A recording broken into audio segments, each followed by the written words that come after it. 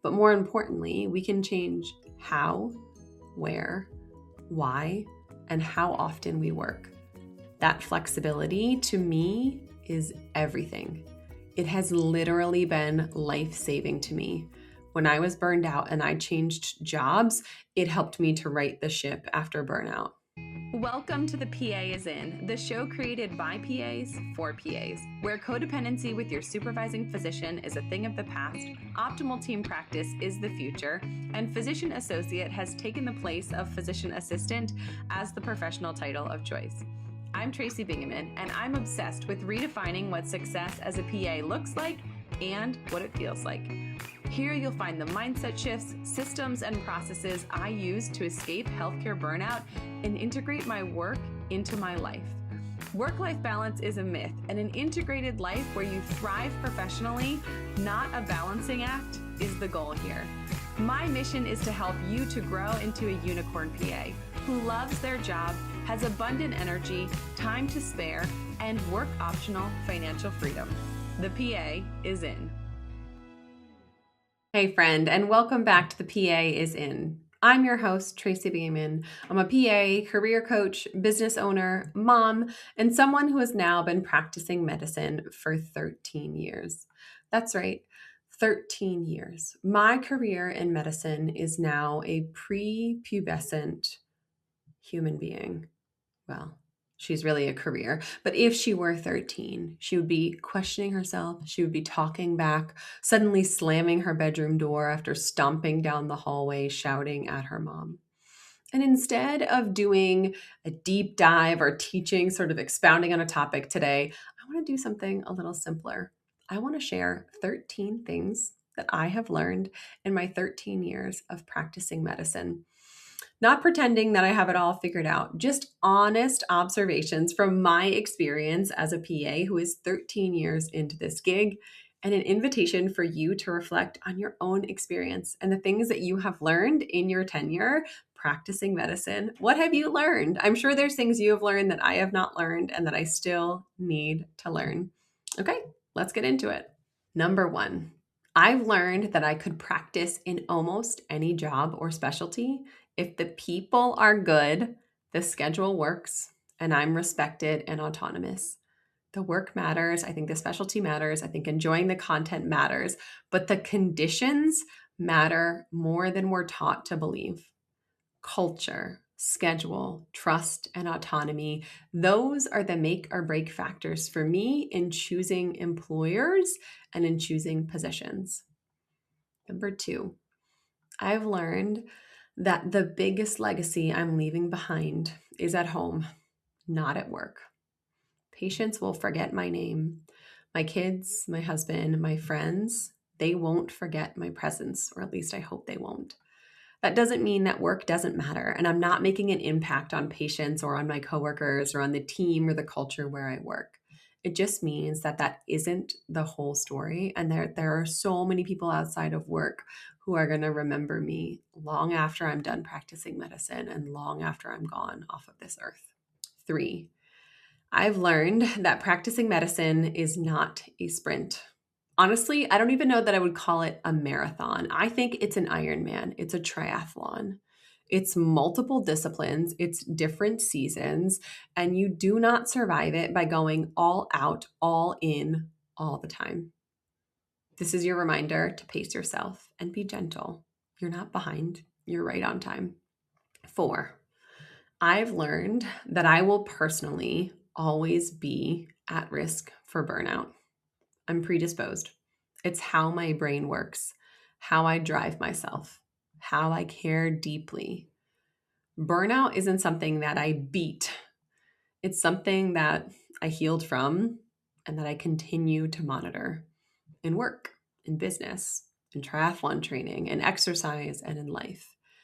Burnout is a little like a chronic condition, and I'll forever be checking in with myself on the degree of burnout and what I can do to be more on fire with passion, on purpose, and less on fire like I got set on fire and I'm burning out. Five, I've learned that connection matters deeply to me. Friends, colleagues, physicians that I work with, my kids, my spouse. Patients that I have the blessing to get to know over time as I'm treating them. Medicine and life without relationships doesn't work for me, and I finally stopped pretending that it should.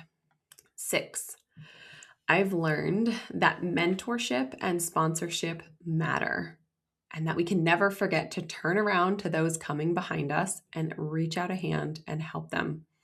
None of us gets here alone. And the longer we're in this work, the more responsibility we have to reach back and help others. Mentoring others, sponsoring others, speaking their name in a room where they haven't been welcomed yet. Let the students shadow you. Precept other students. These things matter deeply to us in terms of fulfillment, to them in terms of the opportunity and the experience that they get, and to healthcare at large and the patients that they will go on to treat someday. 7, I've learned that negotiation is a vital skill we don't graduate with. And it's one I will probably always be practicing. Advocating for better pay, improved schedules, firmer boundaries, more flexibility, and helping others to do the same. That has become one of the most meaningful parts of my work in this business and with clients. Are you confident you know where your next dollar should go? 403B, 457, HSA, or Roth? There are so many options. Sometimes it can feel overwhelming. A lot of providers aren't sure if their investment mix is optimized, if they're contributing enough to their investment accounts, or if they're paying too much in taxes. Meet Caleb Pepperday, a fee-only financial planner and founder of Advanced Practice Planning, LLC. Caleb helps PAs create a clear plan of action that allows them to fast-track their path to work optional living, all while keeping more of what they earn today. Caleb's process identifies the strategies that make the most sense for each PA situation and provides step-by-step guidance to put them into action. For our listeners, Caleb is offering a free one-on-one consultation where he will provide feedback on the steps you've taken in your own financial situation and if you're on track to achieve your goals. Caleb will also help you to determine if your situation warrants needing to work with a financial planner or if you're on track doing it by yourself. Head to advancedpracticeplanning.com/FI to grab your free consultation time slot. These consultations are capped each week to keep turnaround fast. That's advancedpracticeplanning.com/FI. Advanced Practice Planning, LLC is a registered investment advisor in Montana and Pennsylvania. Advisory services are only offered to clients or prospective clients where Advanced Practice Planning, LLC and its representatives are properly registered or exempt from registration. Registration as an investment advisor is not an endorsement of the firm by securities regulators and does not mean the advisor has achieved a specific level of skill or ability. This advertisement is for informational purposes only and does not constitute individualized advice or a guarantee that you will achieve a desired result. All topics discussed in this podcast are the opinion of the podcast host and not of Advanced Practice Planning, LLC, or its advisors. 8, I've learned that I can learn any new specialty and a whole lot of business things that I did not imagine would be a part of my career trajectory.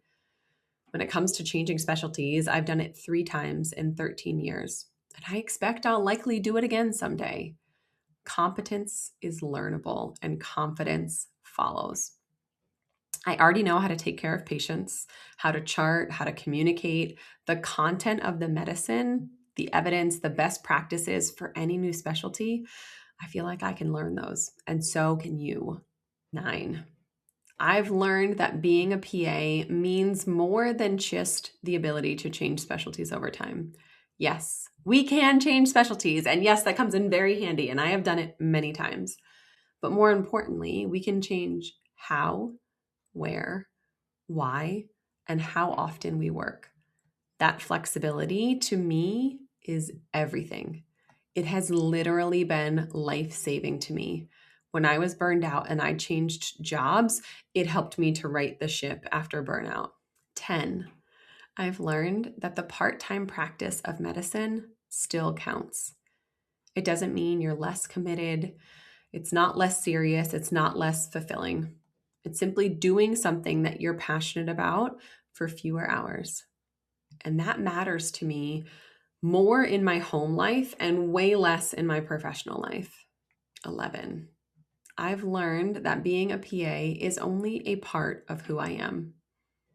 It matters deeply, but so do I. and I stopped letting my identity being swallowed whole by my job or my profession or this career that I love. You know what's underrated? Feeling seen. That's what happened the first time I logged into Sermo. The questions? Spot on. The responses? Thoughtful and supportive. The community? Full of APPs who are juggling the same chaos I am, and somehow doing it with sarcasm, caffeine, and a touch of brilliance.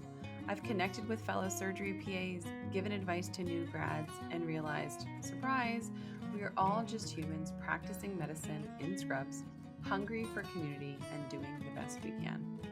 Oh, and the surveys? Yeah, Sermo basically funded my 5-day ski trip to Banff. Flights and food, courtesy of me, my brain, and Sermo's survey thank you payments. So if you're craving community, extra cash, and real talk with people who get it, come and join us. Sermo. Talk medicine, talk life, talk about that one patient from Thursday you can't stop thinking about. Sign up today using the link in the show notes and get $20 bonus just for joining. Number 12. I bet you can relate to this one. I've learned that some things will live rent-free in my brain forever. Things that I learned in PA school that I have never once used in clinical practice to diagnose or treat a patient, like the fact that a transsphenoidal resection is a surgical treatment for a pituitary adenoma. Still there, still completely unused, still impressive and a good party trick, and still sometimes getting used maybe as an answer to my pan-RELA questions. Disclaimer, I never got that question on the pan-RELA. Okay, this is not a violation of talking about the exam. 13. Finally, and possibly most importantly, I've learned that there is no award for martyrdom. Not at work, not at home, not in marriage, not in motherhood. Doing it the hard way doesn't earn us bonus points. Be ruthless about what you opt out of, even when everyone around you says, this is normal, this is expected. You are allowed to choose differently. And I'll leave you with this. Take a moment today or this week and ask yourself, what have I learned in my years of practicing medicine? What truths have become clear? What beliefs of mine have shifted? Because reflection isn't indulgent. It's how we make this work sustainable. It's how we remember to tell these lessons to the PA students who are on rotation with us. Thanks for being here. I'll see you next time. That's all for today. This PA is out. Congratulations, you've just joined an awesome club. By listening to a full episode of The PA is In, you are officially on the Unicorn PA team. Welcome aboard. What most team members do is they subscribe to the podcast because that allows them to automatically get the latest episode of the show. The life of your dreams exists on the other side of taking action. Keep making small shifts and keep getting better. Your life will improve, your career will soar, and you will have the confidence you need to create your own success. I will see you in the next episode. This PA is out.